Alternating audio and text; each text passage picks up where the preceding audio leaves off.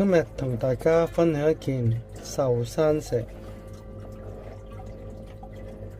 裏面嘅高山石，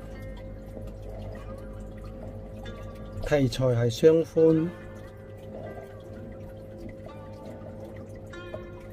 呢件石材有黃色嘅部位啊，同埋一件暗色嘅暗紅色嘅部位。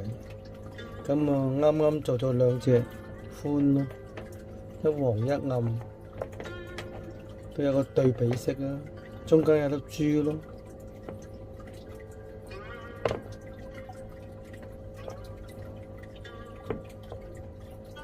但係咧，呢件石咧，呢個位置咧，鮮色嘅部位咧唔係點乾，乾就係呢個暗色嘅部位。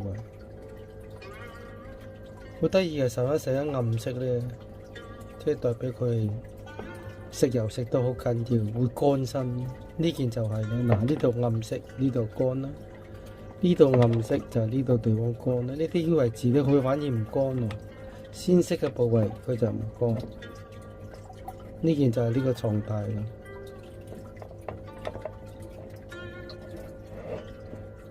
墩子細細個，矮得得，